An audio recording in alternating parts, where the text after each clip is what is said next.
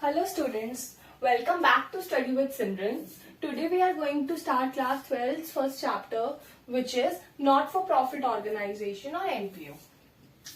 So NPO पे आने से पहले you should know कि NPO का मतलब क्या होता है. यहाँ पे जैसे मैंने definition लिखी हुई है, Organization set up for public services objectives rather than profits.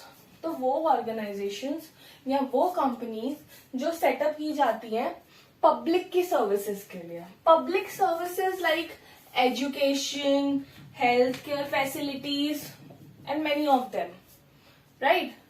तो जो ऑर्गेनाइजेशन सिर्फ पब्लिक सर्विसेज के लिए सेटअप की जाती है rather than their profits, they are called NPO और एनजीओ. तो एनपीओ और एनजीओ का जो मेन काम होता है वो ये होता है कि पब्लिक के लिए कुछ करना है. जहां जहां पब्लिक की फैसिलिटीज लैक हो रही हैं उन फैसिलिटीज को सही करना है. चाहे वो फूड हो, चाहे वो हेल्थ हो, चाहे वो एजुकेशन हो, चाहे वो कुछ भी हो. तो this people work for public services rather than making profits. Okay, तो अब आपको ये तो समझ आ गया कि एनपीओज और एनजीओज होता क्या है, एनपीओज और एनजीओज किसके लिए बनाई जाती हैं. तो अब आते हैं उनके फीचर्स और कैरेक्टर्स पे कि इनके फीचर्स और कैरेक्टर्स क्या हैं. तो पहला वर्ड मैंने यहाँ पे लिखा हुआ है entity, which means that company has its separate legal entity. Means कि ऑर्गेनाइजेशन अब खुद लॉ की नजरों में एक अलग इंडिविजुअल है. ये ऑर्गेनाइजेशन लॉ की नजरों में अलग इंडिविजुअल है. Got it. Let's move to the purpose. तो पर्पस क्या होता है एनजीओज का. एनजीओज का जो पर्पस होता है वो ये होता है कि उनको पब्लिक सर्विसेज के लिए काम करना है. They have to work for public services like we have discussed before in the definition. Form. अब इनको फॉर्म कौन करते हैं, इन एनपीओज को फॉर्म कौन करता है. इन एनपीओज को फॉर्म करने वाले चैरिटेबल ट्रस्ट होते हैं, ऑर्गेनाइजेशन के मेंबर्स होते हैं, लोग होते हैं जो पब्लिक की सर्विसेज के लिए काम करना चाहते हैं. No profit motive. तो यहाँ पे नो प्रॉफिट मोटिव का मतलब ये है कि ये जो ऑर्गेनाइजेशंस होती है ना, ये प्रॉफिट का नहीं सोचती है. They don't think about profit. इनका मोटिव प्रॉफिट कमाना नहीं होता है. इनका मोटिव ये होता है कि पब्लिक को अच्छी से अच्छी फैसिलिटीज प्रोवाइड करवा पाए और जितनी हेल्प लोगों की कर सकते हैं कर पाए. मैनेजमेंट. जैसे एक नॉर्मल ऑर्गेनाइजेशन की मैनेजमेंट होती है वैसे ही इनकी मैनेजमेंट होती है. इसको भी मेंबर संभालते हैं कंपनी के, वैसे सब कुछ होता है. फंडिंग. ओके, अब आपको पता तो चल गया जिन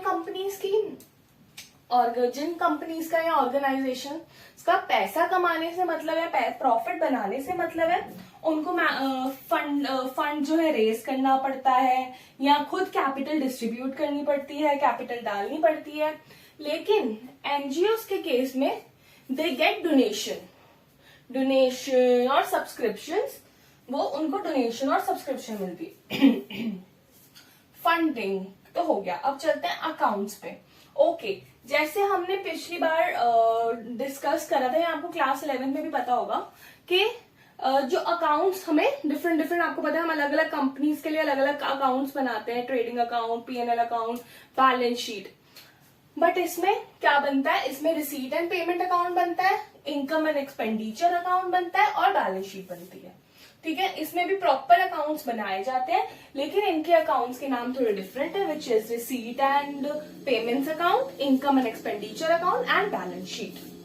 अब यहाँ पे आपको दिख रहा होगा कि रिसीट और पेमेंट्स के बारे में लिखा हुआ है. सॉरी, रिसीट्स क्या है और पेमेंट्स क्या है. रिसीट्स का मतलब होता है कि जो भी हमें कैश आ रहा है, the cash we are getting as in कोई हमें हमारी कंपनी, हमारी एनजीओ की सब्सक्रिप्शन खरीद रहा है, कोई हमारी एनजीओ को कुछ पैसा दे रहा है, तो वी आर गेटिंग कैश ना. तो इसमें वो कैश इंक्लूड होता है. पेमेंट्स हम अब चीजें अपनी ऑर्गेनाइजेशन के लिए जो चीजें खरीदते हैं, मान लो हमने अगर कोई हमारी ऑर्गेनाइजेशन है जो एजुकेशन पे काम कर रही है लोगों के लिए, तो उन्होंने जो भी स्टेशनरी आइटम्स खरीदे उनकी पेमेंट करी है, तो उन पेमेंट्स को हम इस अकाउंट में डालते हैं. तो रिसीट और पेमेंट अकाउंट साथ में बनाया जाता है. तो रिसीट में जो cash we are getting and payments में the cash we are going to give or giving. Okay,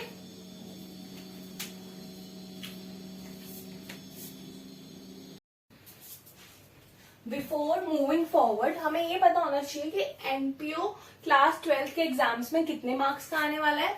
तो एनपीओ की जो वेटेज रहेगी बोर्ड में वो 10 मार्क्स रहेगी। तो जो ये 10 मार्क्स है वो बहुत ही इजी चैप्टर के लिए आपको मिल रहे हैं।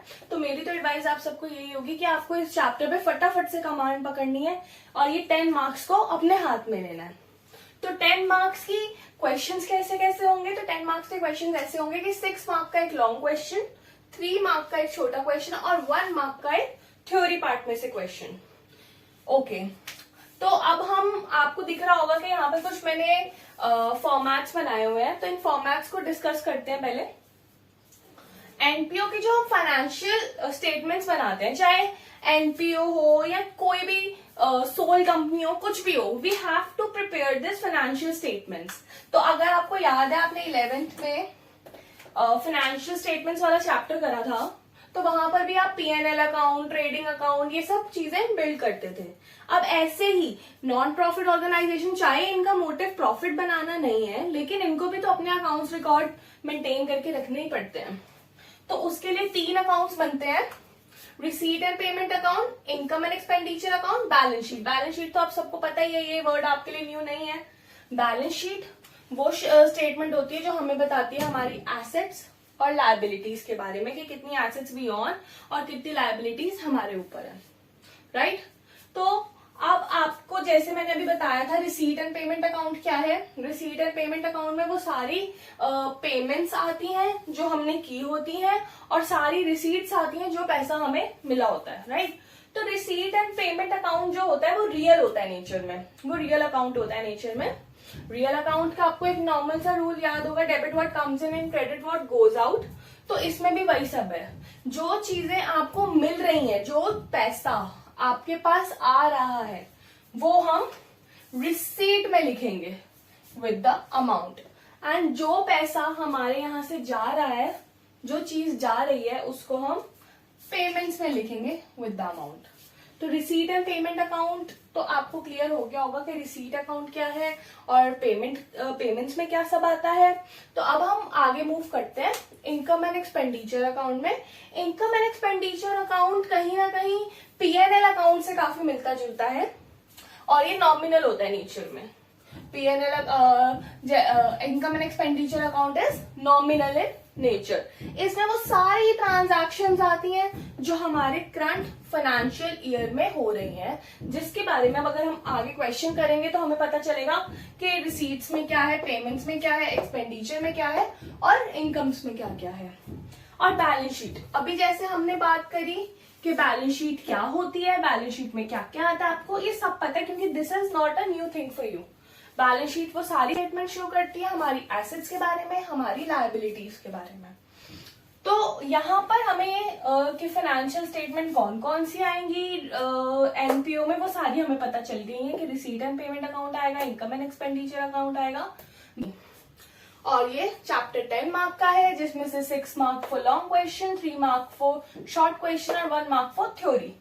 ठीक है, अब हम एक बात करते हैं कि एनपीओ के ना टाइप्स, एनपीओ हॉस्पिटल्स भी हो सकते हैं, एनपीओ स्पोर्ट्स क्लब्स भी हो सकते हैं, एनपीओ स्कूल्स भी हो सकते हैं। तो ये सब चीजें एनपीओ में आ सकती हैं जिनका मेन ऑब्जेक्टिव पब्लिक की सहायता करना है, पब्लिक के लिए काम करना है रेदर देन मेकिंग प्रॉफिट।